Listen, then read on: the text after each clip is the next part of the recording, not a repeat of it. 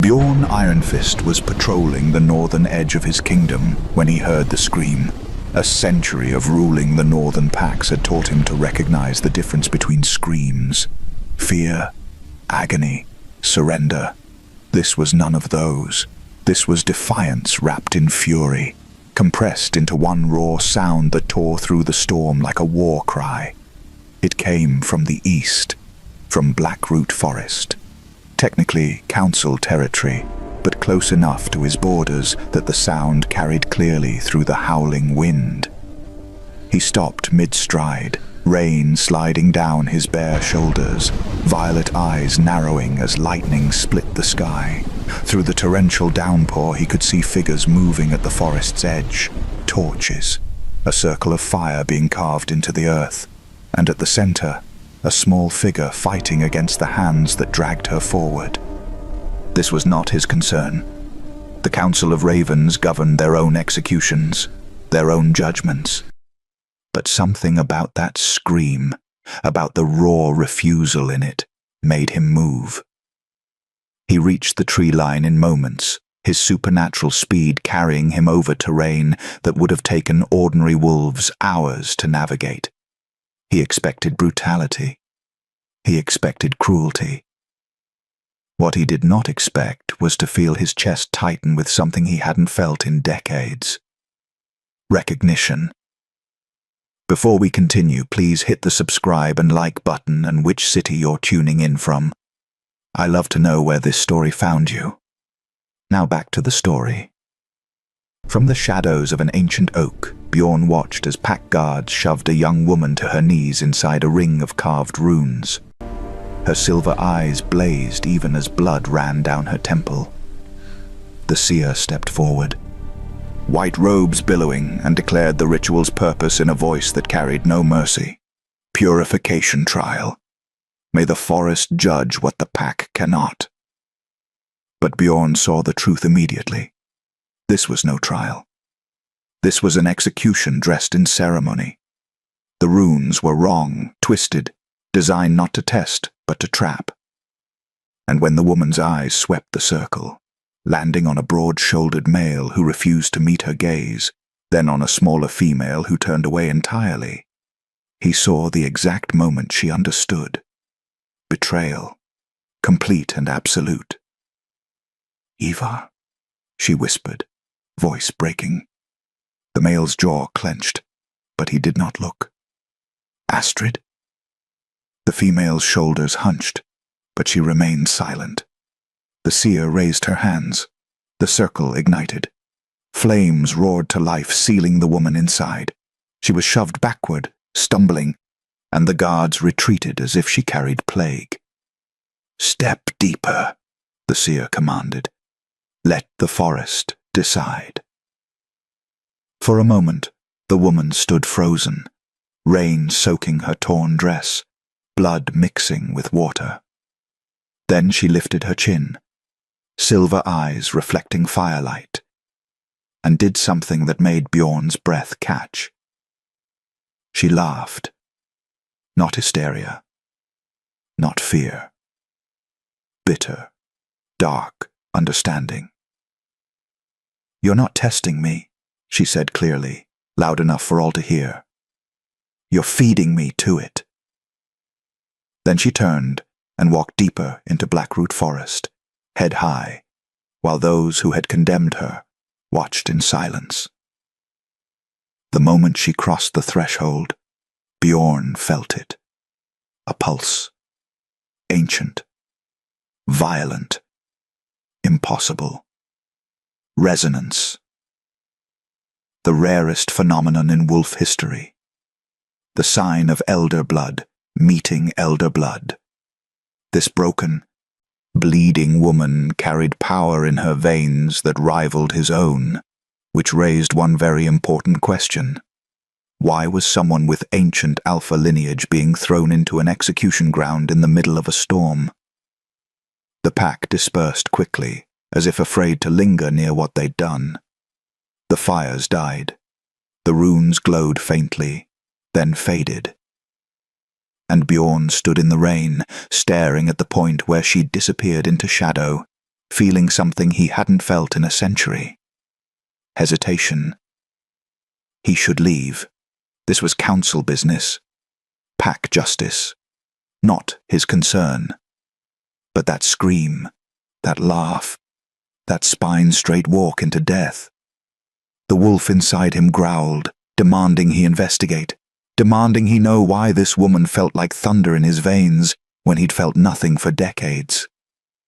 Bjorn stepped across the boundary into council land, into Blackroot Forest, breaking neutrality for the first time since he'd taken the crown. The forest swallowed him immediately, ancient trees groaning, branches twisting. But he moved through the darkness like he owned it, violet eyes glowing, following the pull of that impossible resonance. He found her an hour later. She was on her knees beside a stream, trying to wash blood from her face with shaking hands. Bruises already bloomed across her arms. Her breathing was labored, ribs likely cracked, but she was alive, conscious, and when shadows moved in the underbrush circling her with predatory intent, she didn't scream. She hummed, a low, haunting melody. Old runic songs his grandmother used to sing, songs meant to calm frightened children. The forest creatures paused, confused by prey that sang instead of ran.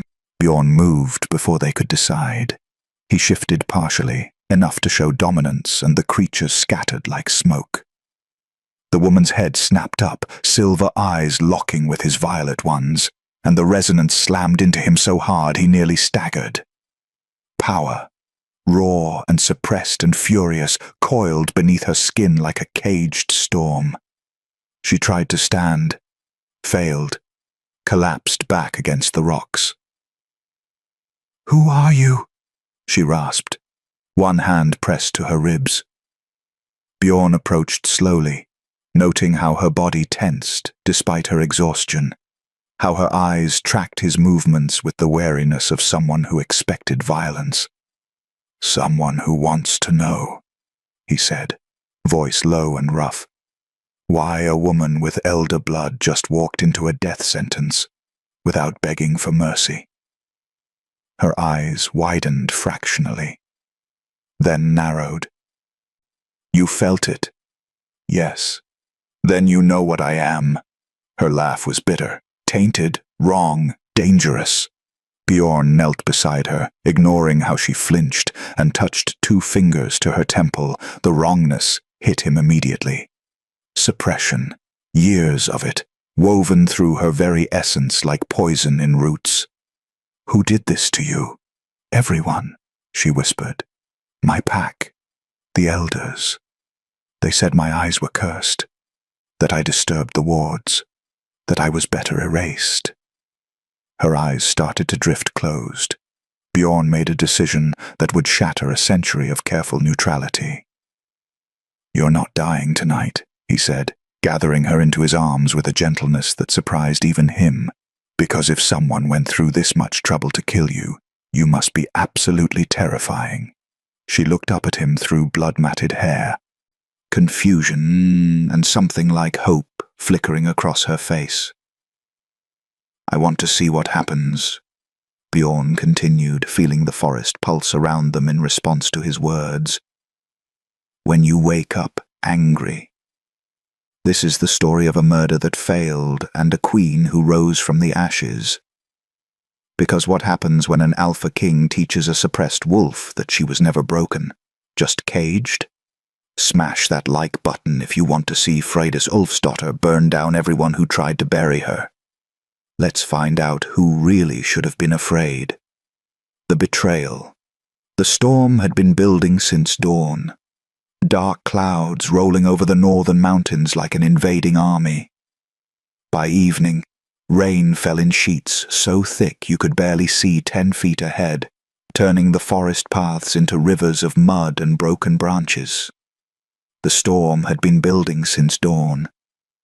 Dark clouds rolling over the northern mountains like an invading army. By evening, rain fell in sheets so thick you could barely see 10 feet ahead, turning the forest paths into rivers of mud and broken branches. But Friday barely felt the cold anymore. As she stumbled deeper into blackroot forest, blood mixing with rain on her skin, her mind slipped backward through time like fingers through water. 17 years earlier. "Mama, why do the stones hum when I walk past them?" Her mother's face had gone pale, silver eyes, the same shade as Friday's own, flickering with something between fear and resignation. The warding stones at the edge of their village trembled whenever 5-year-old Friday came near, their ancient runes glowing faint blue in response to her presence. "Don't touch them, sweetheart," her mother whispered, pulling her away quickly. "Just stay away from the borders." But Friday had already seen the elders watching from their council hall, already heard the whispers that followed her through the village square. Wrong. Cursed. Shouldn't have been born under that moon. Her father refused to meet her eyes at dinner that night. He hadn't looked at her properly since her birth, as if afraid of what he might see reflected in that silver gaze, 12 years earlier. "I'll always protect you, Frey. Always." Astrid's promise had felt like gospel. They were 8 and 9, bond sisters sworn in secret beneath the old oak, blood mixed and buried in the roots. Astrid was everything Friday wasn't, golden-eyed, perfectly ordinary, loved by the pack without question. But Astrid had chosen her anyway. "They're just scared," Astrid said, braiding Friday's dark hair with gentle fingers, "because you're different, special." "Special means dangerous here," Friday replied quietly. Astrid had hugged her tight. "Then I'll be dangerous too." The memory tasted like ash now, because when it mattered, when the circle of fire closed and Friday's eyes found hers in desperation, Astrid had turned away. Always had lasted exactly 11 years. 5 years earlier. The Council of Ravens governed everything in the northern packs. 9 elders, faceless behind ceremonial masks, who decided alliances, approved matings, and ordered executions without ever explaining why. They claimed to preserve ancient bloodlines, to protect pack purity, to maintain order. What they really did was erase anyone who threatened their control. Friday learned this the day they approved her mating contract to Ivar Blackmane. "You should be grateful," the seer told her, voice flat. "Ivar's family is willing to overlook your condition. Not many would." Condition. As if her silver eyes were a disease. As if the power thrumming beneath her skin, power she'd learned to bury so deep even she couldn't feel it anymore, was something shameful. Ivar had been kind at first. Distant, but kind. He never touched her more than duty required, never looked at her the way mates were supposed to look at each other. "I'm doing my family a favor," he'd said once, drunk on winter wine, "taking the cursed girl off the council's hands. They promised us land, resources." She was a transaction, a problem solved through paperwork. And when she'd tried to leave, tried to run to the southern territories where rumor said the rules were different, the council's hunters had dragged her back within a day. "Tainted blood doesn't get to choose," the seer had whispered, carving suppression runes into Friday's skin while she screamed. "Tainted blood obeys." Present. A branch cracked behind her. Friday spun, ribs screaming in protest, and found herself facing empty darkness. The forest pressed in from all sides, ancient trees groaning like old bones. Shadows moved where shadows shouldn't be. Whispers curled through the air, voices speaking in languages she almost recognized. Tainted. Cursed. Ours now. "I'm not yours," she said through gritted teeth, forcing herself to keep moving. "I'm not anyone's." The forest laughed. Or maybe that was just wind through broken branches. Her vision blurred. Pain lanced through her chest with every breath. The suppression runes the seer had carved years ago burned against her skin, reacting to something in this place, keeping her power locked down even as her body fell apart. She stumbled over roots, caught herself against a tree trunk, kept walking. Just lie down. It would be easier, faster. The thought whispered through her mind like poison.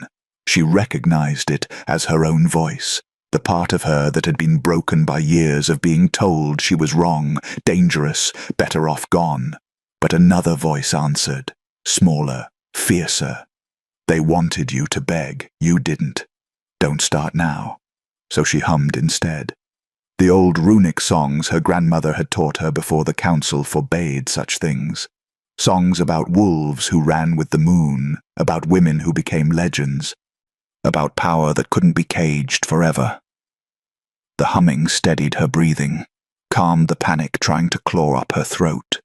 Eyes appeared in the darkness, yellow, predatory, circling, forest creatures drawn by the scent of blood and fear. They moved like liquid shadow, closing in, waiting for her to fall. Fridas pressed her back against a tree and met their gazes one by one. I survived my own pack, she said softly. You think you scare me? The creatures paused, confused. Prey didn't speak. Prey ran. She started humming again, louder this time, the melody weaving through the rain and darkness like a shield made of sound.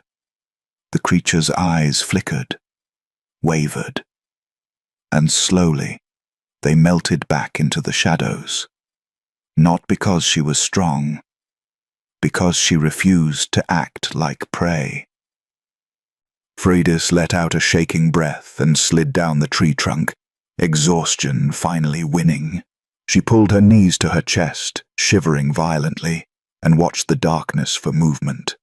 The first night in Blackroot Forest was supposed to kill you. Everyone knew that. The forest decided who deserved to leave and who would become part of its roots. But Fridas didn't close her eyes. She kept humming, kept watching, kept breathing despite the pain. And as the hours crawled past and lightning fractured the sky, she felt something shift in the air around her. The forest was listening. The rain began to ease, the whispers faded to silence, and in that silence, Fridas felt it. Eyes on her, not predatory, not hungry, assessing. She lifted her head slowly, silver eyes scanning the darkness, and saw a shape in the shadows. Massive, silent. Wrong in a way that made her pulse quicken, not with fear, but with recognition. Whatever stood there watching her wasn't pack, wasn't council, wasn't anything she'd been taught to fear. It was something older, and for reasons she couldn't explain, it hadn't left her to die. Fridas's lips curved into a bitter smile. Well, she called softly into the darkness, are you going to kill me? Or just watch? The shape didn't move, didn't answer, but she felt the weight of its attention like heat against her skin. And she knew, with absolute certainty, that this forest had not chosen her death. It had chosen something else entirely. Bjorn Ironfist hadn't broken an oath in a century. Not when the southern packs begged for his intervention during the Blood Wars. Not when his own brother challenged him for the crown and lost. Not even when the Council of Ravens executed innocents at his borders and dared him to object. Neutrality was the price of peace. The lesson carved into his bones by betrayal so deep it had frozen his heart for 100 years. And yet here he stood, half-shifted in the rain, watching a dying woman hum lullabies to predators like she had any right to still be alive. This is not your concern, his mind insisted. Let the council's justice play out. You swore. But the resonance hummed in his chest like a second heartbeat, drowning out reason.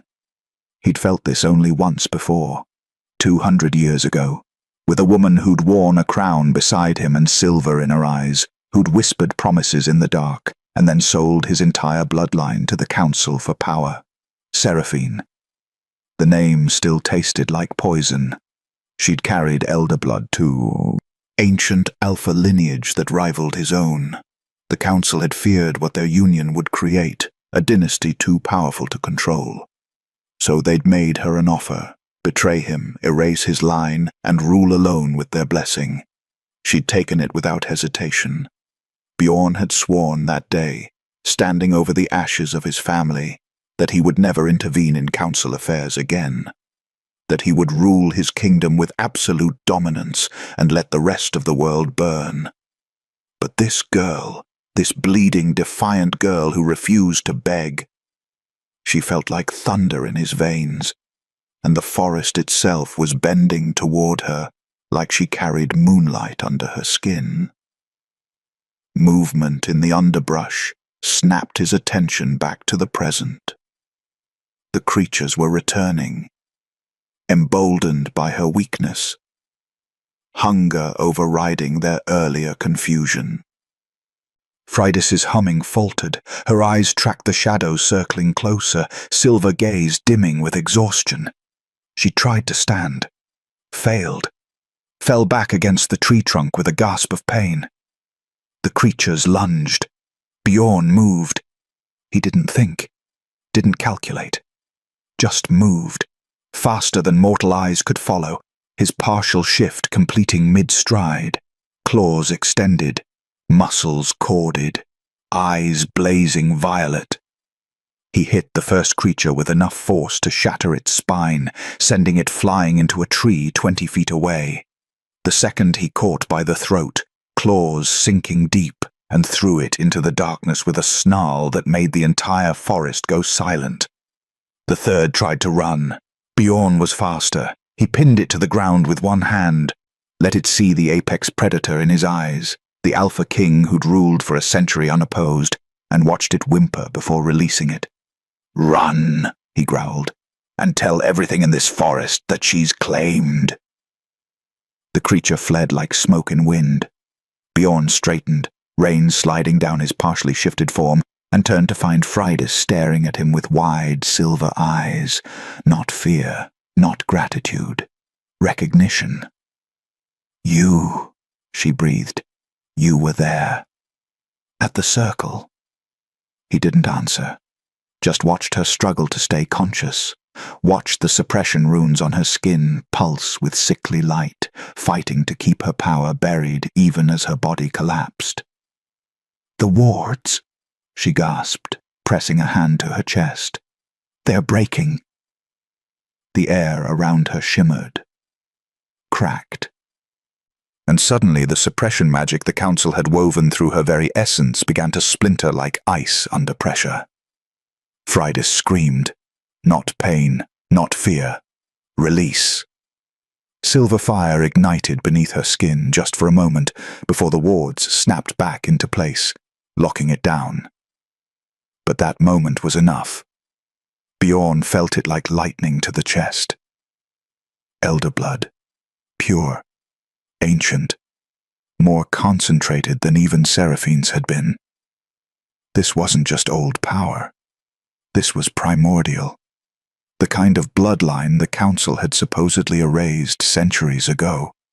The kind that could reshape territories with a thought, bend lesser wolves with presence alone, challenge even him for dominance. No wonder they'd tried to kill her. Freydis collapsed forward, unconscious before she hit the ground. Bjorn caught her, the moment his skin touched hers. The resonance exploded through him with enough force to drive him to one knee. Every nerve ending lit up. Every instinct screamed mine with a possessiveness he hadn't felt since... No, not since. This was different. Stronger. Terrifying in its intensity.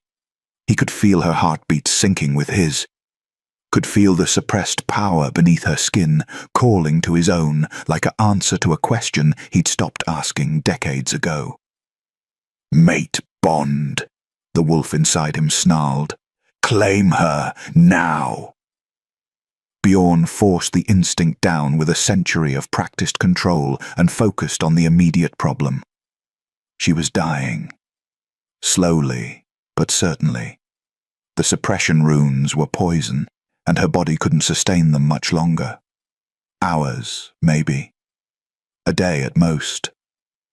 He had two choices: leave her and maintain his neutrality, or take her across his borders and declare war on the council. Freydis stirred slightly in his arms and her lips moved, forming words too quiet to hear. Bjorn leaned closer. "Won't beg," she whispered, even unconscious. "Won't." Something in his frozen heart cracked. He stood, cradling her against his chest with a gentleness that surprised him, and looked down at her blood-streaked face. Silver eyes hidden beneath closed lids. Dark hair plastered to pale skin, defiant even in unconsciousness. If someone went through this much trouble to kill you, he thought, you must be absolutely terrifying. And he wanted to see it. Wanted to see what happened when this caged power finally broke free. Wanted to see the council's faces when they realized their greatest mistake hadn't died in Blackroot Forest. She'd found an Alpha King instead. Bjorn turned toward his territory, toward the hidden border keep where no council laws reached, and took the first step that would shatter a century of neutrality. The forest shifted around him, trees bending, shadows retreating, and he heard it, a whisper on the wind, ancient and approving. The forest already chose, Bjorn murmured, looking down at the woman in his arms. And for the first time in 100 years, he chose something for himself. He crossed the border without looking back.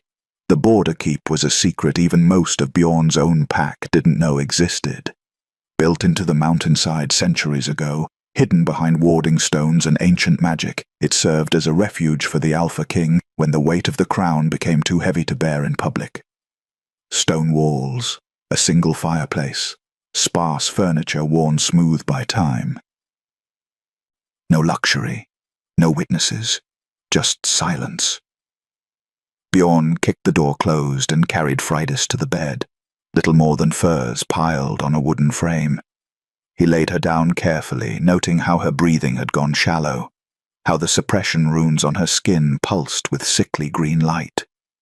Poison woven through magic, the council's specialty. He worked in silence, gathering supplies, water, clean cloth, healing salves that had sat unused for decades. His hands, built for violence, moved with surprising gentleness as he cleaned the blood from her face, revealing sharp features and skin too pale. The head wound wasn't deep. Ribs cracked but not broken, bruises everywhere. But the runes. Bjorn's jaw clenched as he examined them, carved into her collarbone, her wrists, her sternum. Not recent. Years old. Layered like scar tissue, each one reinforcing the last, keeping her power buried so deep she probably didn't even know what she carried. Systematic, calculated, cruel. He traced one with his thumb, feeling the wrongness of it, and violet fire flickered at his fingertips. His own power responding, wanting to burn the magic away. But breaking suppression runes without killing the bearer required precision he didn't trust himself to have. Not yet. Not without knowing exactly what the council had done. The fire crackled. Rain drummed against stone. Bjorn sat back in the chair beside the bed and watched her breathe, this impossible woman who'd survived what should have killed her 3 times over. Why, he thought, why does she feel like... Freydis's eyes snapped open. Silver met violet across 3 feet of fire-lit space. She moved instantly, rolling off the bed despite the pain, putting distance between them, back against the wall. Her breathing came fast and shallow, eyes scanning the room for exits, for weapons, for anything. "Where?" Her voice cracked. She swallowed hard. "Where am I?" Safe, Bjorn said, not moving from the chair. You're in my territory. The council can't reach you here. Her eyes narrowed. The council reaches everywhere.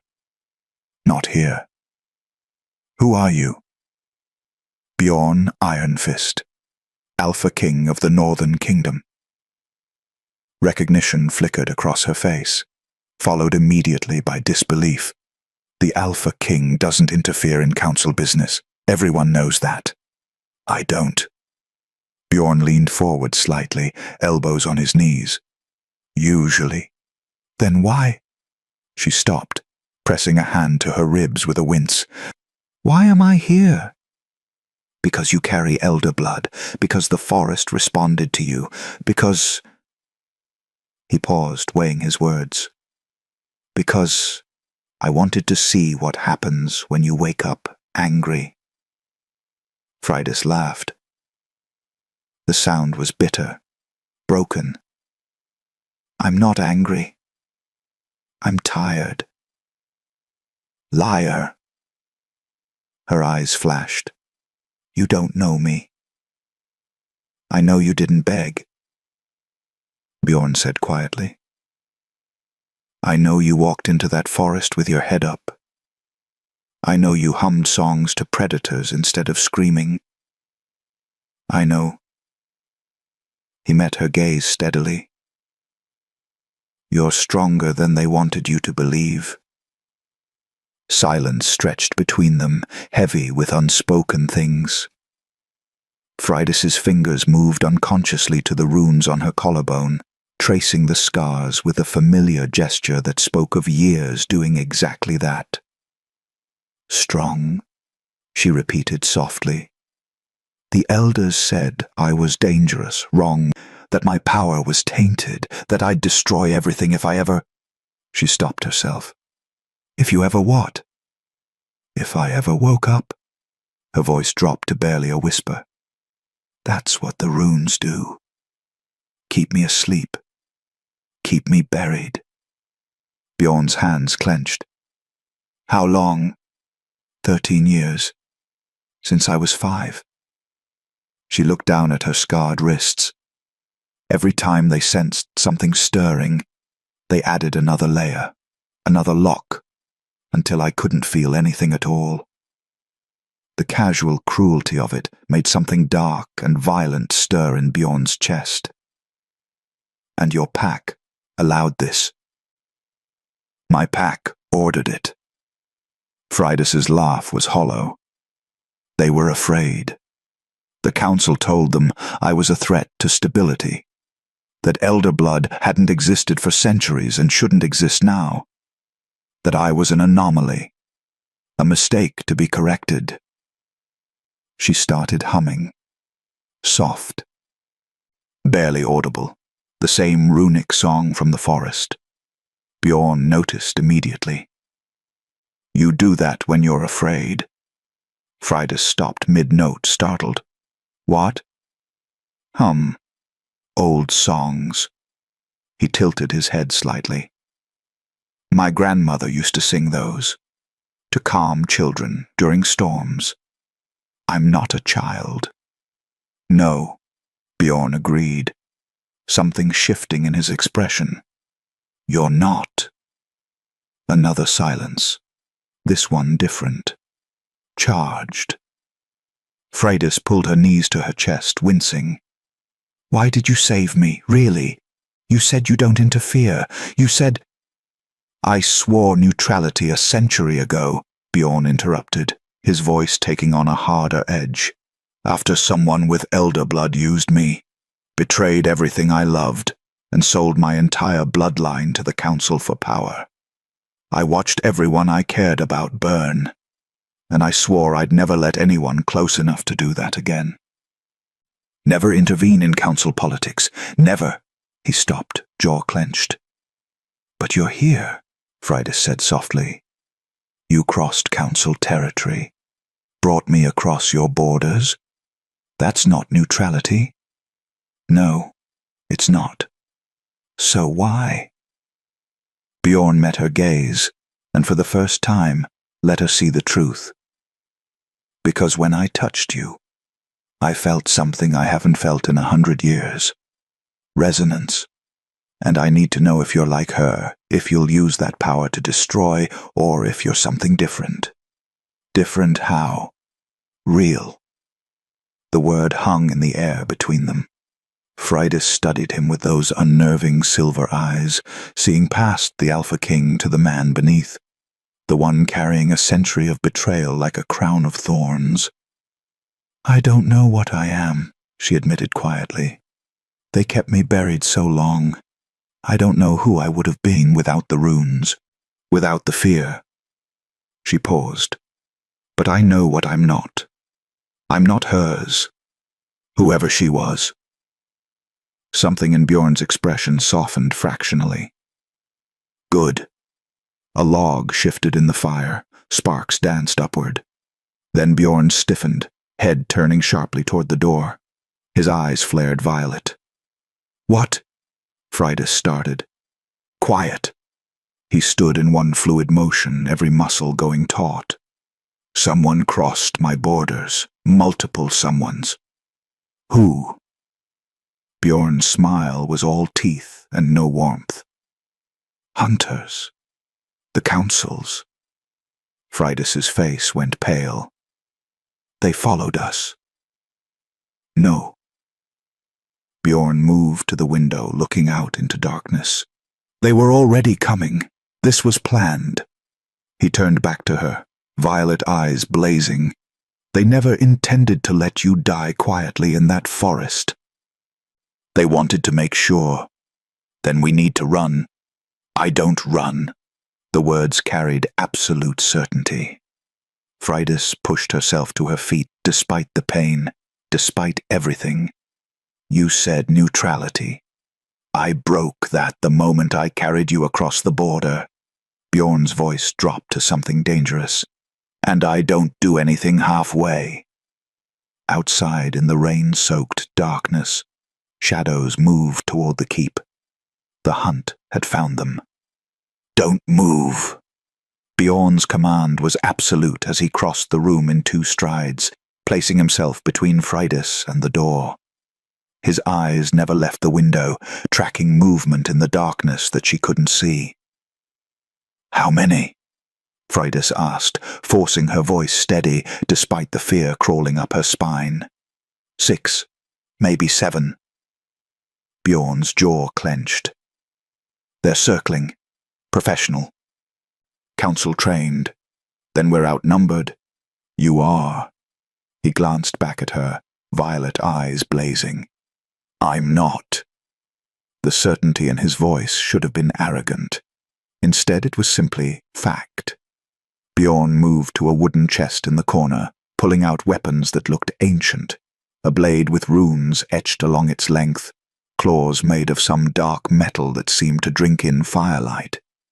But he paused, fingers hovering over something wrapped in aged leather at the bottom of the chest. A book. Small, bound in what looked like skin. What is that? Fridas asked. Bloodline records.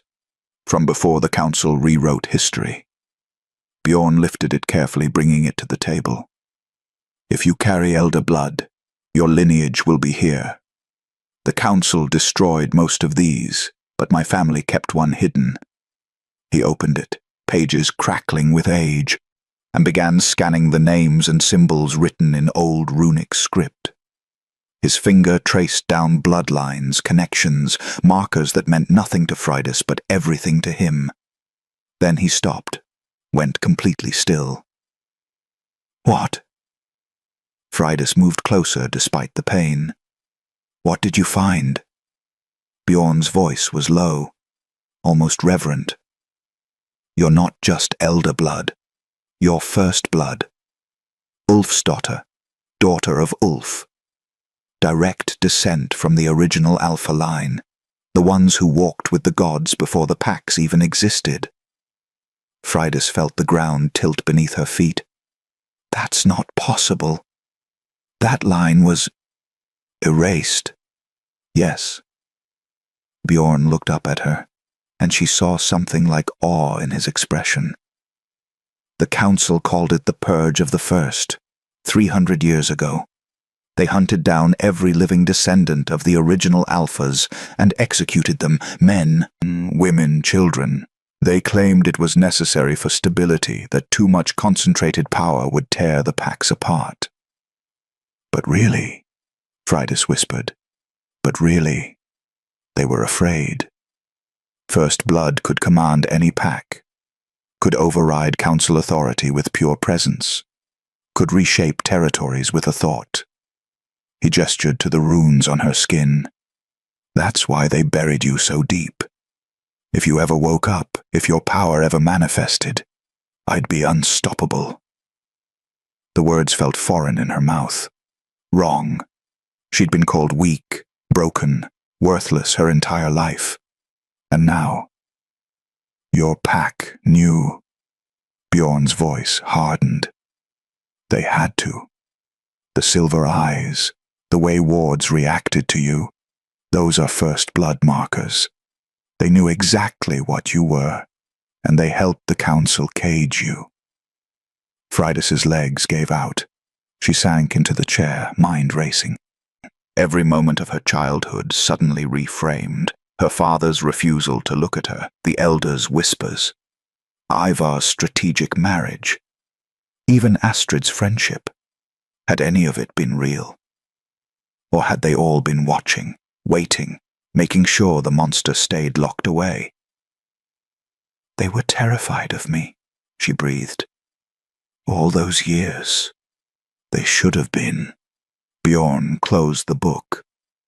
Because First Blood doesn't just carry power. It awakens violently when the suppression breaks. And yours. He looked at the runes on her skin, pulsing faster now, cracks forming in the magic. Is already starting to fail. As if his words summoned it, heat flared beneath Fridas's skin. Not painful, intense, like standing too close to a bonfire. But the fire was inside her, burning away years of locks and chains. She gasped, pressing a hand to her chest. Breathe, Bjorn commanded, suddenly beside her. Don't fight it. Let it. Silver light ignited beneath her skin, just for a second. Just enough to make the shadows in the room recoil and the fire in the hearth roar higher. The walls trembled. Outside, trees groaned and bent, branches reaching toward the keep like supplicants before a queen.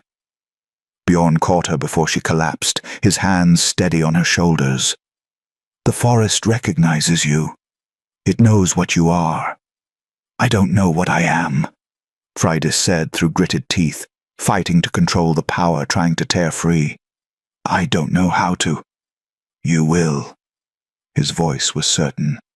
But not tonight. Tonight, we survive. A howl split the air outside. Close, too close. Bjorn's head snapped up, eyes flaring. They're moving in. He released Fridas and moved to the window in one fluid motion. What he saw made his expression go cold and dangerous. What is it? Fridas asked, pushing herself upright, despite the trembling in her limbs.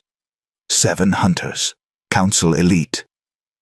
Bjorn's voice was flat. And one of them.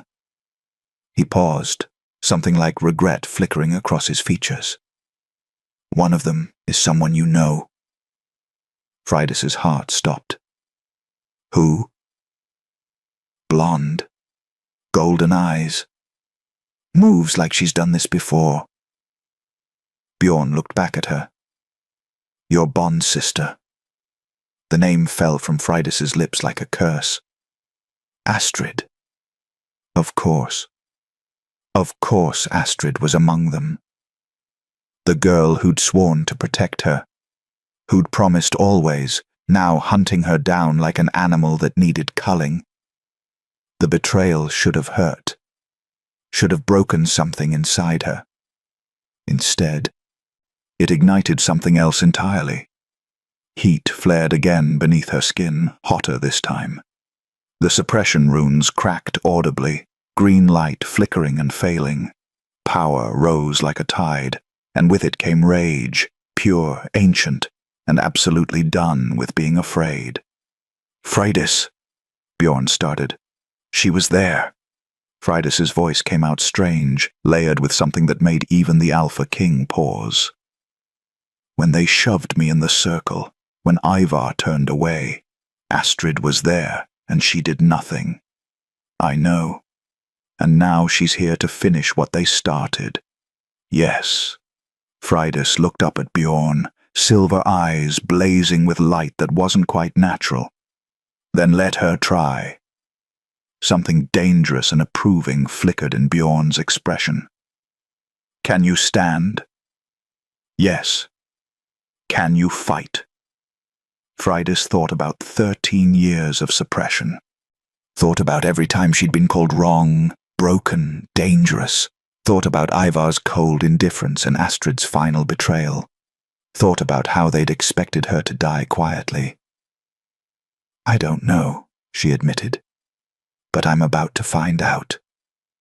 Bjorn smiled, a real smile, sharp and feral. "Good answer." He moved to the door, weapons in hand, power radiating off him like heat waves. The Alpha King, preparing for war. Outside, the hunters closed in, and inside, something ancient finally began to wake. "Stay behind me," Bjorn commanded, hand on the door. "Until you can't anymore." "And then?" He looked back at her, violet eyes meeting silver. "Then show them why the council was right to be afraid." The door burst open. The hunt had arrived. They came through the door like shadows given teeth. 7 hunters, council-trained, moving with the predatory grace of wolves who'd killed for centuries. They filled the small keep in seconds, surrounding Bjorn and Freydis with weapons drawn and eyes glowing gold in the firelight. Bjorn didn't move, didn't shift, just stood between them and Freydis with the absolute stillness of an apex predator, deciding whether prey was worth the effort. "Alpha King," the lead hunter spoke, voice muffled behind a ceremonial mask marked with raven feathers. "Step aside. This is council business." "This is my territory," Bjorn replied, voice dangerously soft. "Which makes it my business. The girl carries tainted blood. She was sentenced—" "Murdered, you mean?" Bjorn's eyes flared violet. "Let's not pretend the council deals in justice." The hunters shifted, nervous despite their numbers. Even council elite knew better than to challenge an Alpha King in his own domain. Then one of them stepped forward, smaller than the rest, blonde hair pulled back in warrior braids, golden eyes Freydis knew better than her own reflection. Astrid removed her mask slowly. "Hello, Frey," she said quietly. The casual use of the nickname, the one only Bond sisters used, hit Freydis like a physical blow. Her breath caught. Heat flared beneath her skin, power surging in response to the emotional wound. "Don't," Freydis said through gritted teeth. "Don't call me that. You lost that right when you turned away." Astrid's expression remained carefully neutral. "I did what I had to do. For the pack. For stability. You watched them throw me into the forest to die. You're corrupted, Frey. You always have been." Astrid took another step closer, and Bjorn's low growl made her pause. "The elders discovered the truth years ago. You carry first blood. Do you understand what that means? The last time someone with your lineage existed, they started a war that killed thousands. The council had no choice." "There's always a choice," Freydis interrupted, power crackling beneath her skin like lightning in a bottle. "You chose to betray me. Don't dress it up as duty. I chose to protect everyone else from you." Astrid's composure cracked, genuine emotion bleeding through. "Do you think I wanted this? You were my sister, my best friend. But I saw what you were becoming. The way wards shattered around you. The way animals fled when you walked past. You're dangerous, Frey. You always were. Then why are you still talking? Bjorn's voice cut through the tension like a blade. If she's so dangerous, why send 7 hunters when one would do? Astrid's jaw clenched. Because we know what she's capable of. And we know what you are too, Alpha King. We're hoping you'll see reason. Step aside. Let us finish this. The Council is willing to overlook your interference, if you cooperate now. Generous, Bjorn said flatly. Practical. Astrid gestured to Freydis. She's already awakening. Look at her, the runes are failing. When her power fully manifests, she'll be unstoppable. Is that what you want? Another tyrant with first blood burning through the packs? For a moment, Bjorn was silent. Freydis could feel his presence behind her, solid and unmovable, but he didn't speak. And in that silence, doubt crept in. What if Astrid was right? What if the power burning beneath her skin really was corruption? What if she was dangerous, monstrous, everything they'd always said she was? Freydis looked down at her scarred hands, at the runes cracking and failing, at the silver light pulsing beneath her skin. Maybe they should finish it. Maybe it would be easier. No. Bjorn's voice was absolute. Freydis looked up, startled. She stays, Bjorn continued, taking a deliberate step forward. The hunters tensed immediately. Under my protection, in my territory, and if the Council has a problem with that. His smile was all teeth. They can come tell me themselves. Astrid's eyes widened. You're violating the Neutrality Pact. You swore. I swore a lot of things a century ago. Bjorn's power began to radiate outward, pressing against the walls, making the fire roar higher. I'm done keeping those promises. You'd start a war over her? Astrid's voice rose with disbelief. Over a corrupted girl you've known for a single night? Yes. The simplicity of it staggered the room into silence. Freydis felt something crack in her chest, not pain. Something else. Something that felt dangerously like hope. Last chance, the lead hunter said, hand tightening on his blade. Surrender the girl or face Council judgment. Bjorn's laugh was low and dangerous. You think you're a threat to me? In my territory? With my forest at my back? He rolled his shoulders, and power rippled through the air like heat waves. I've been holding back for a century, wondering if I'd forgotten how to be what I really am. His eyes blazed violet fire. Thank you for reminding me. The shift began. Freydis had seen partial shifts before. Everyone had. The elongated claws, the enhanced features, the glowing eyes. Quick transformations for combat or intimidation. This was something else entirely. Bjorn's body expanded, bones cracking and reforming, muscles corded with impossible strength. His skin rippled with dark fur. His face extended into something between man and beast, jaws filled with teeth that could crush stone.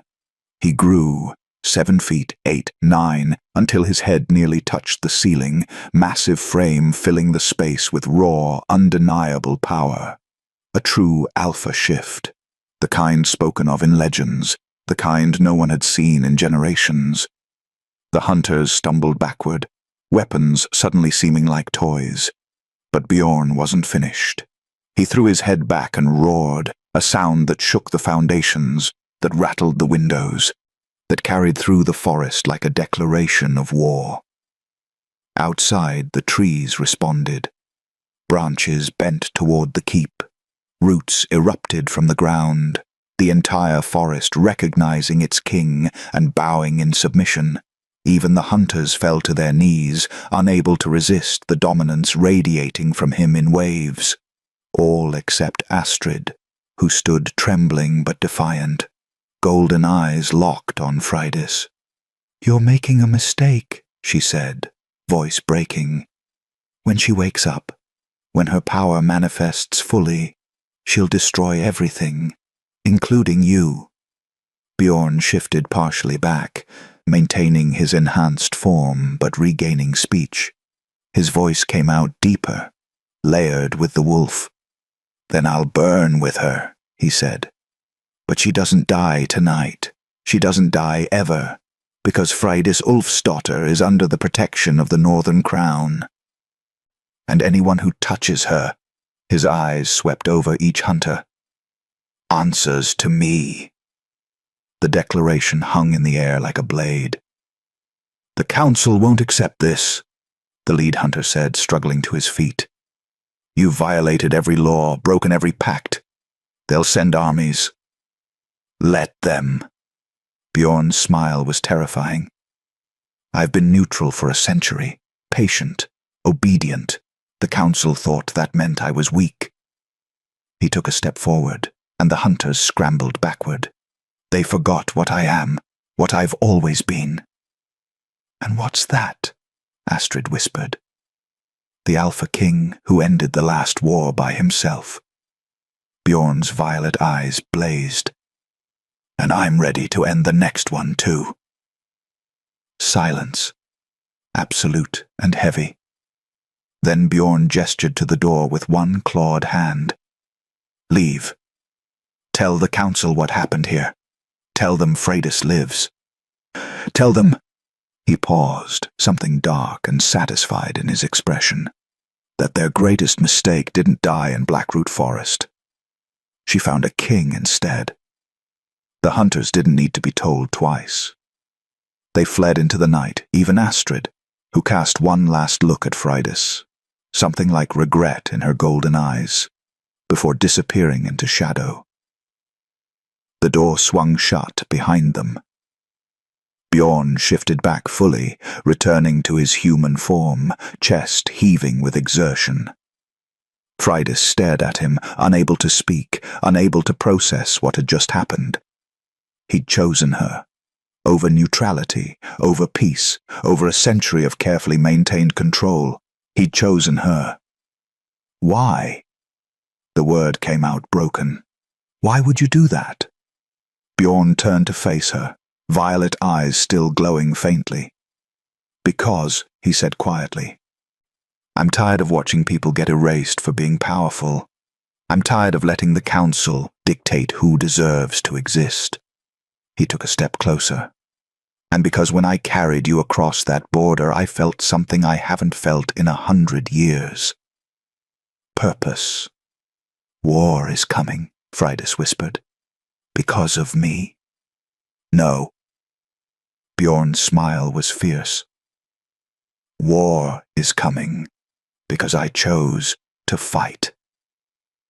Outside, the forest settled. Inside, power thrummed between them like a living thing. And somewhere in the distance, Council ravens took flight, carrying news that would reshape the North. The Alpha King had broken his oath, and the girl with first blood lived.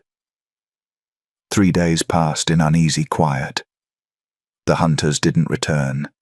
The Council sent no envoys, but the silence felt like a held breath before a scream. Bjorn fortified the keep, setting wards that would alert him to any approach. Freydis tried to help, tried to be useful, but the power beneath her skin grew stronger with each passing hour. The suppression runes cracked further. Heat pulsed through her veins like molten silver. She was coming apart, or coming together. She couldn't tell which. On the third night, as storm clouds gathered and lightning fractured the sky, Astrid returned, alone. Freydis sensed her before she knocked, that bond-sister connection still thrumming faintly despite everything. She opened the door before Bjorn could stop her. Astrid stood in the rain, no weapons visible, hands raised in surrender, but her golden eyes held something desperate. "I need to talk to you," she said. "Just you. Please, Frey." "Don't call me that." "Please." Astrid's voice cracked. 5 minutes. That's all I'm asking. Bjorn appeared behind Freydis, power radiating warning. This is a trap. Probably, Freydis agreed. But she looked at Astrid, at the girl who'd braided her hair, who'd sworn blood oaths under oak trees, who'd been her entire world once, and felt something twist in her chest. 5 minutes. Outside. Where he can see us. Bjorn's jaw clenched, but he nodded. I'll be watching. Freydis stepped into the rain, keeping distance between herself and Astrid. They stood 10 feet apart, storm building overhead, lightning illuminating their faces in flashes of white. You shouldn't have come back, Freydis said quietly. I know. Astrid wrapped her arms around herself. But I couldn't. Frey, listen to me. The Council is planning something. Something worse than hunters. They're gathering the entire Raven Guard. Hundreds of them. They're going to burn this entire territory to ash rather than let you live. Then why warn me? Because despite everything, you were my sister. Astrid took a step closer. And because I'm trying to save you one last time. By delivering me to them. By asking you to run. Astrid's eyes glistened with something that might have been tears or rain.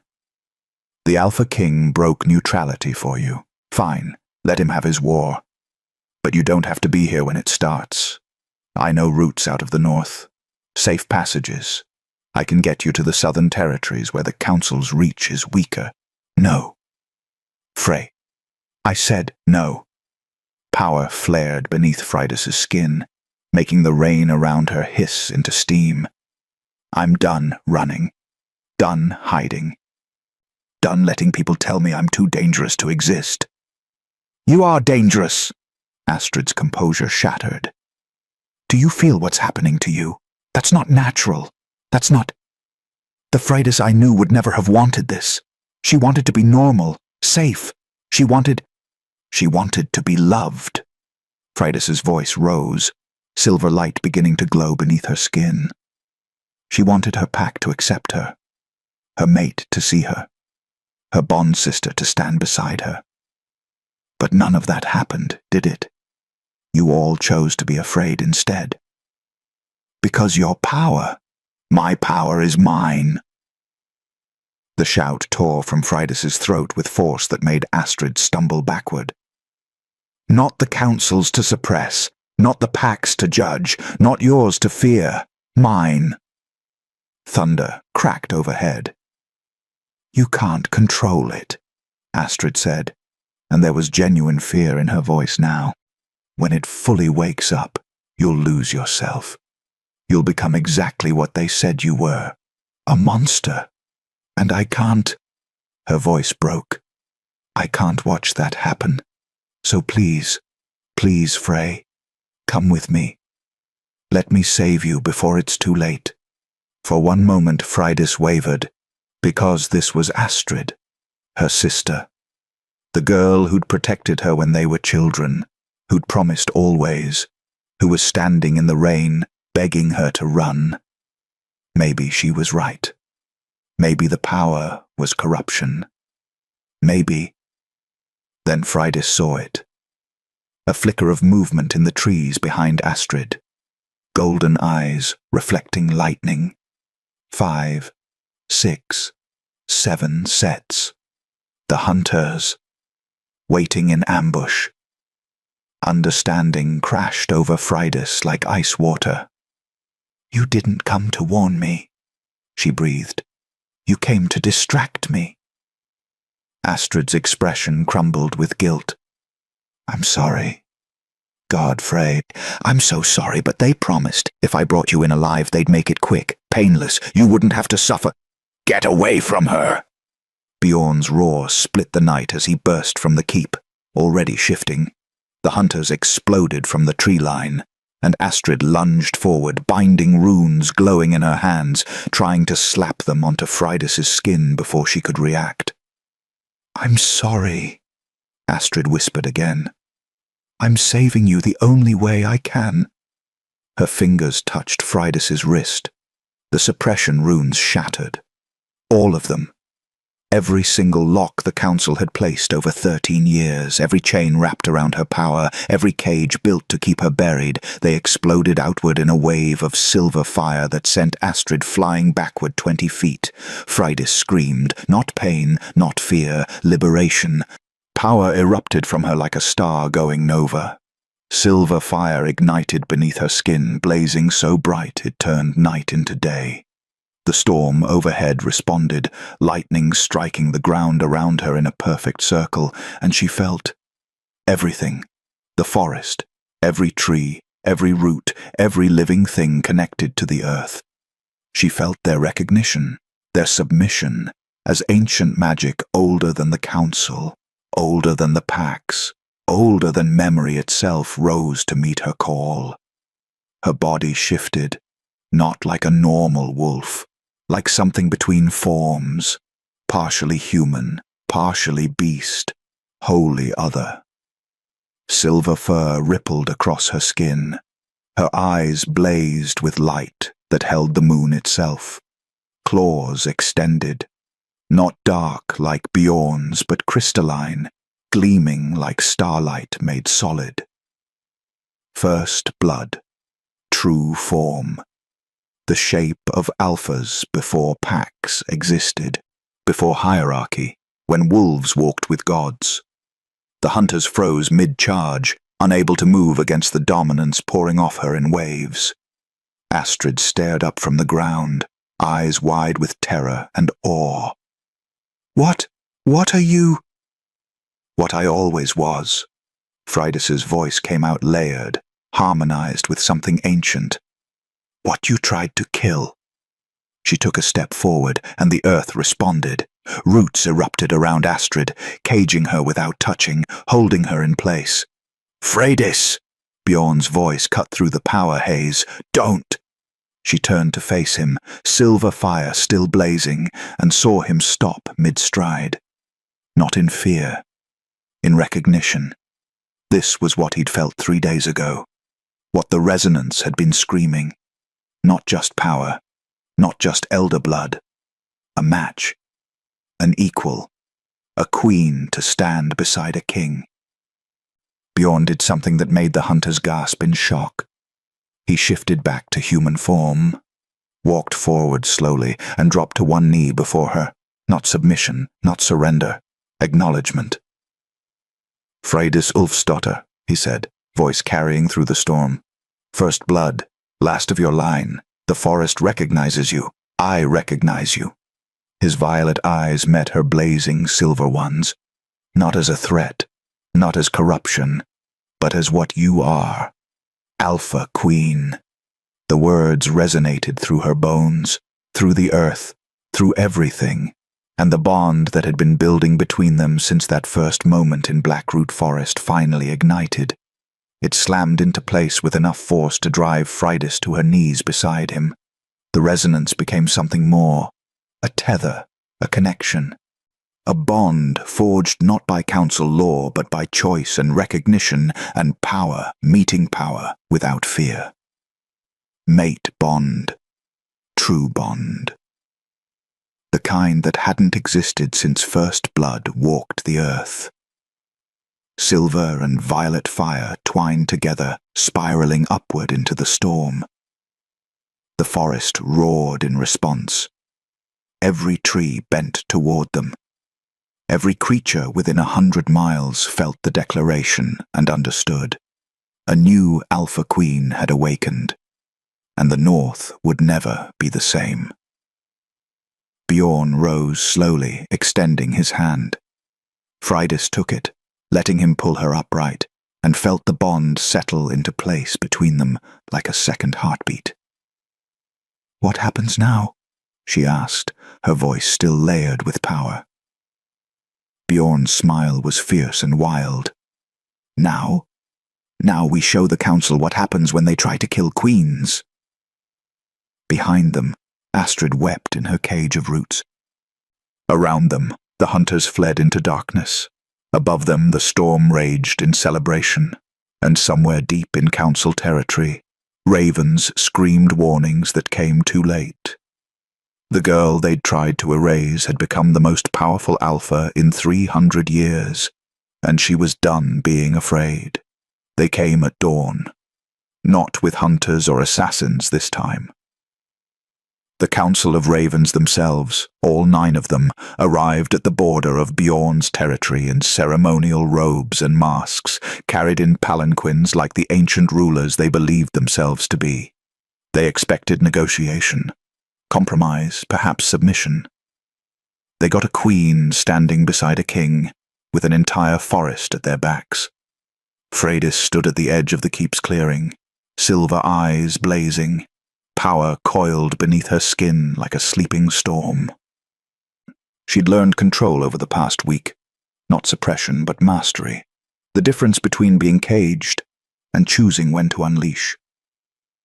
Bjorn stood beside her, hand resting casually on the pommel of his blade. United, unmovable. The seer stepped forward first, white robes pristine despite the muddy ground.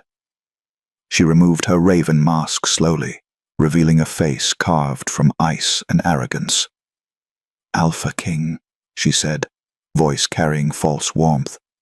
"We come to discuss terms. Surely we can resolve this unfortunate situation without further bloodshed." "Situation," Bjorn repeated flatly. "Is that what you're calling attempted murder now?"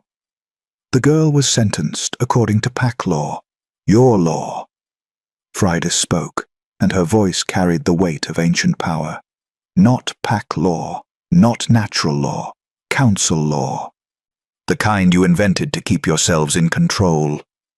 The seer's eyes narrowed. "You don't understand the delicate balance we maintain, the stability we provide. Without the council, the packs would tear themselves apart. The packs survived for thousands of years before you existed." Freydis took a step forward, and several council members flinched. "They'll survive long after you're gone." Brave words for someone who's been awake less than a fortnight. Another council member spoke, male, his mask decorated with blood-red feathers. "You think discovering your power makes you qualified to challenge centuries of governance. You're a child playing with forces you don't comprehend." "Then let me comprehend this." Freydis gestured and roots erupted from the ground, caging the council members in circles of living wood, not touching them, not hurting them, just demonstrating absolute control. "I know you murdered my ancestors 300 years ago. I know you've been hunting down anyone with first blood ever since, terrified we'd return and expose your lie." "What lie?" the seer demanded. "That you're necessary." Bjorn's voice was cold. "That packs can't govern themselves. That only you have the wisdom to decide who lives and who dies." He smiled without warmth. "But the truth is simpler. You're afraid. You've always been afraid. And you've built an empire on that fear." "We maintain order," the seer snapped, composure cracking. "We prevent chaos. Do you know what happened the last time someone with first blood tried to rule? The burning wars, thousands dead, entire territories, started by your council." A new voice interrupted. Everyone turned. A figure emerged from the forest, old, hunched, but with eyes that held centuries of memory. An elder even the council respected. "Grandmother Helka," the seer breathed. The old woman ignored her, walking directly to Freydis with surprising steadiness. "I was there, child. During the burning wars, I watched your ancestor try to unite the packs peacefully. I watched the council poison her mind, turn her allies against her, and then blame the resulting chaos on her bloodline." She touched Freydis's cheek gently. "They've been rewriting history for 300 years, making monsters out of saviors." "That's not," the seer started. "Silence." Grandmother Helka's command carried weight even council members couldn't ignore. "I stayed quiet for centuries. Watched you execute innocents, suppress bloodlines, maintain your grip through fear and lies. She turned back to Fridas. But I will not watch another first blood die to preserve your power. The girl lives, the bond is forged, and your reign ends today. The clearing fell into stunned silence. Then Bjorn spoke, voice carrying absolute authority. By right of crown and territory, I declare council law void within the Northern Kingdom. Any pack seeking refuge from your judgment will find sanctuary here. Any wolf suppressed, caged, or marked for execution based on bloodline will be protected under my law. You can't. The seer's voice rose with panic. The other territories will never, already have, another voice called out. From the tree line, pack leaders emerged, representatives from the eastern forests, the western plains, even the disputed southern marches, dozens of them, all wearing expressions of grim satisfaction. We've been waiting for someone to challenge you, the Eastern Alpha said. Someone strong enough to stand against your judgment. The Alpha King and his queen just gave us that excuse. The seer's face went white. This is treason. This is justice. Bjorn gestured, and his wolves brought forward two bound figures, Ivar Blackmane and Astrid. Ivar looked diminished without his pack behind him, shoulders hunched, refusing to meet anyone's eyes. Astrid's face was streaked with tears, golden eyes hollow. Ivar Blackmane, Fridas said quietly, and he flinched at her voice. You took a mate bond and turned it into a transaction. You watched them suppress me, cage me, prepare to execute me. For what? Land? Resources? The council promised. Ivar started. The council is finished. Fridas cut him off. And so are you. Exile, permanent. You'll wander packless until you die alone, as you deserve. Ivar crumpled. Exile was worse than death for a wolf. No pack, no bonds, no home. Just endless wandering until time or enemies caught up with you. Take him to the borders, Bjorn commanded. Let every territory know Ivar Blackmane is cast out. Guards dragged him away as he wept. Then Fridas turned to Astrid, the bond sister who'd betrayed her 3 times over, who'd tried to cage her even in that final moment, who'd chosen fear over loyalty, over love, over everything that once mattered. I should hate you, Fridas said softly. I should want revenge. Then take it, Astrid whispered brokenly. I deserve it. Everything you want to do to me, I deserve. I know. Fridas studied her former sister with eyes that held more sadness than anger. But I'm not who you feared I'd become. I'm not a monster. I'm not corruption. She paused. I'm just done carrying you. What does that mean? Exile, Fridas said. Same as Ivar. You chose the council over your bond sister. You chose fear over love, so go, wander, and live with what you've done. Astrid's face crumbled, but she nodded. Perhaps exile was mercy. Perhaps it was worse than death. Either way, she'd earned it. As guards led her away, Fridas felt something release in her chest. Not forgiveness, not quite, but freedom. Freedom from the weight of their betrayal, from the need for their approval. She turned back to the council members, still caged in roots. The Council of Ravens is dissolved, she declared, voice ringing with power. Your territories are returned to the packs. Your laws are void. Your judgments are meaningless. She smiled, sharp and final. And anyone who tries to rebuild your empire answers to me. The seer opened her mouth to protest. The roots tightened fractionally. A warning. She closed her mouth. Leave, Bjorn commanded. While you still can. Return to whatever holes you crawled from, because the North belongs to its people now. Not to you. The roots released. The council members scrambled away, robes muddy, dignity shattered, power broken. As they fled, the pack leaders who'd gathered began to cheer. A sound that built and built until it echoed through the entire forest. The council had fallen, and in their place stood something new. Freydis turned to Bjorn, silver eyes meeting violet. What now? Now? Bjorn smiled. Now you claim what's yours. Together, they walked into Blackroot Forest. The forest that had nearly killed her. The forest that had chosen her instead. And as Freydis stepped beneath the ancient trees, they bent toward her like subjects before a queen. The earth hummed. The air shimmered. Blackroot Forest, she said softly, is sacred ground now. Protected. No one enters without permission. No one hunts here.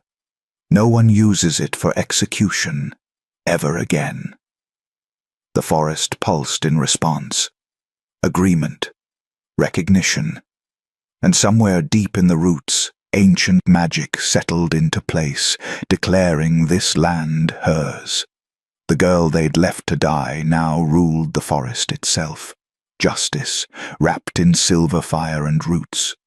Spring came to Blackroot Forest for the first time in 300 years. Flowers bloomed where only shadow had grown. Birds returned to branches that had once groaned with death. The ancient trees, freed from their burden as executioners, straightened toward sunlight like prisoners finally unchained. The forest remembered what it had been before the council twisted it into a graveyard, and it chose to be that again.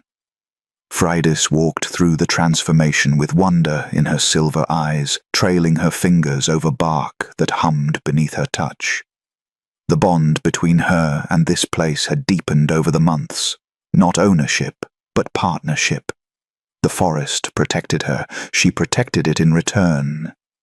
You're smiling, Bjorn observed, falling into step beside her. It's terrifying. Good. Freydis glanced at him, that small smile widening. I've earned the right to be terrifying. That you have, my queen. The title still felt strange. Alpha Queen of the North, they called her now. Freydis Ulfsdottir, First Blood. The woman who'd broken the council and reclaimed her lineage. Packs came from across the territories to pledge loyalty, to seek guidance, to see if the legends were true. She was still learning what it meant. Still discovering the depths of her power, the weight of her responsibility, the balance between strength and mercy. But she wasn't learning alone. Bjorn had kept his promise. Stood beside her through every challenge, every difficult decision, every moment when the crown felt too heavy, not as her superior or her protector, but as her equal, king and queen, mate and mate. The bond between them had settled into something steady and fierce, not the desperate intensity of those first days, but something deeper, built on choice and trust, and the quiet knowledge that they'd chosen each other when the entire world said they shouldn't. The coronation ceremony is in an hour, Bjorn reminded her gently. The pack elders are already gathering. Freydis sighed. I know, I just needed... She gestured to the forest around them. A moment, to remember. Remember what? What it felt like to be her. The girl who thought she was broken. Freydis touched the faded scars on her collarbone where suppression runes had once burned. Before I knew what I was capable of. Before all of this. Bjorn studied her quietly. Do you miss her? Sometimes. Freydis's voice went soft. She was smaller. Quieter. Easier to overlook. There was a comfort in that, in not carrying the weight of everyone's expectations. You could step away. Bjorn's words held no judgment. Walk into these trees and never come back. I'd tell them you chose solitude. No one would question a First Blood's right to isolation. Freydis looked at him, silver eyes searching. Would you come with me? Anywhere. The simplicity of it made her chest ache. This man, this alpha king, who'd ruled alone for a century, who'd frozen his heart against betrayal, who'd broken every oath to save her, would walk away from everything if she asked. I know, she said softly. That's why I won't ask. She took his hand, their fingers intertwining naturally. The girl who wanted to disappear died in that forest. I'm not her anymore. I'm a queen, Bjorn finished, and queens don't hide. No, Freydis smiled. They remake the world instead. The coronation was nothing like the ceremonies of old. No council oversight. No approval from faceless elders, just packs gathered in the heart of Blackroot Forest, now renamed Silverroot in honor of its new queen, witnessing as Grandmother Helka placed a crown of woven branches and moonstone on Freydis's head. By ancient right and earned power, the old woman declared, I name you Alpha Queen. May your reign be just. May your strength be tempered with wisdom. May you never forget what it felt like to be cast aside. I won't, Freydis promised, voice carrying through the clearing. Every law I write, every judgment I make, I'll remember. I'll remember what it's like to be called wrong. Dangerous. Better off erased. She met the eyes of the gathered wolves, seeing her own past reflected in some of their faces. And I swear, no one will be caged for their bloodline again. Not while I stand. The crowd erupted in howls of approval. Bjorn stepped forward, placing his own crown, ancient, worn by northern kings for generations, beside hers. Not above. Beside. Equal. The North has two rulers now, he declared. King and queen, bound by choice, not tradition. May we rule with strength and mercy both. More howls, more celebration. Music began, drums and voices rising in songs older than the council, older than written law, songs about wolves who ran free and chose their own destinies. Freydis let herself be swept into it. Dancing with packmates she barely knew, but who accepted her without question, accepting toasts and blessings and promises of loyalty, watching as Bjorn moved through the crowd with easy authority, the weight that had pressed on his shoulders for centuries finally lifted. He caught her eye across the fire and smiled. A real smile, unguarded. And she felt the mate bond pulse with warmth. Hours later, when the celebration had mellowed into quiet conversations and dying fires, they slipped away. The border keep was exactly as it had been that first night. Stone walls, simple furniture, a single fireplace crackling with warmth. But everything was different now. Freydis curled into the furs on the bed, exhaustion finally catching up. Bjorn settled beside her, one arm wrapping around her waist, pulling her close. Tired? He murmured against her hair. Exhausted. She nestled deeper into his warmth. Who knew being a queen was so much work? His chest rumbled with quiet laughter. You'll get used to it. Will I? Freydis turned to face him, silver eyes meeting violet in the firelight. Sometimes I still can't believe this is real, that I'm here, that you... She touched his face gently. That you chose me, when you could have chosen neutrality. Neutrality is overrated.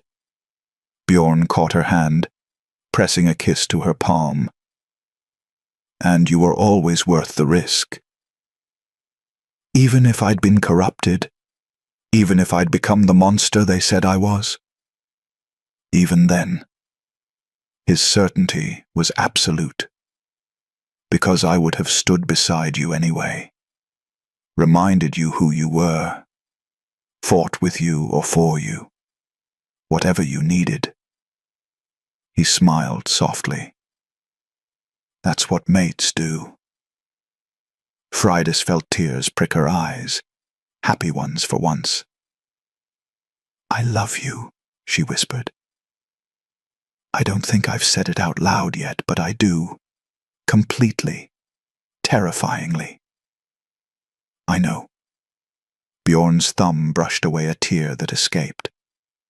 I've known since that first night, when you hummed songs to predators instead of screaming.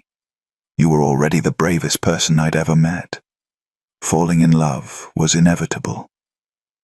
She kissed him then, soft and deep and full of promise, the kind of kiss that spoke of forevers and choices and bonds that nothing could break. When they finally pulled apart, Freydis found herself humming. Not from fear this time, from contentment, from peace. Bjorn recognized the melody, that old runic song his grandmother used to sing. Still humming when you feel strongly, he observed with gentle amusement. Some habits don't break. Freydis settled against his chest, listening to his heartbeat sync with hers through the bond. Besides, it reminds me that I survived, that I'm still here. You're more than here. Bjorn's voice was quiet, but fierce. You're thriving. Building something better than what came before, giving hope to every wolf who ever felt like they didn't belong. We're building it, Freydis corrected. Together. Together, Bjorn agreed. The fire crackled. Rain began to fall softly outside. Not a storm this time, just gentle spring rain bringing life to roots and earth. And in that quiet moment, Freydis let herself feel the full weight of everything that had changed. They'd left her behind to die in the evil forest. They'd carved runes into her skin and called her tainted. They'd shoved her into darkness and expected the forest to devour her whole. They'd wanted her erased, forgotten, unmourned. But the forest hadn't taken her. It had recognized her, protected her, and given her the one thing she'd needed most. A king who saw her as she truly was. Who chose her when choosing her meant war. Who knelt before her not in submission, but in acknowledgement of her power, her worth, her right to exist without apology. And together, scarred and fierce and absolutely done with letting others define them, they would remake the North into something better. No more councils deciding who deserved to live. No more suppression, cages, executions in the dark.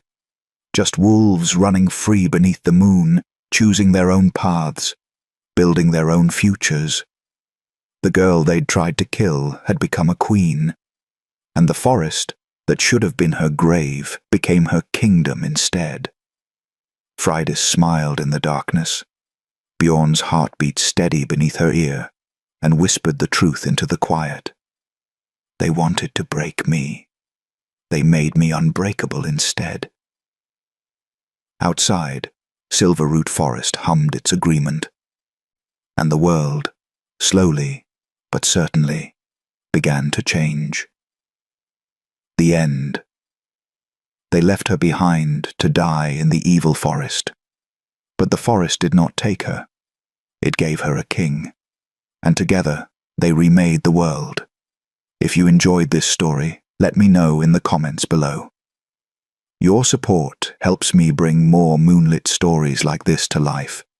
Don't forget to subscribe for more tales of wolves, romance, and second chances that refuse to stay buried.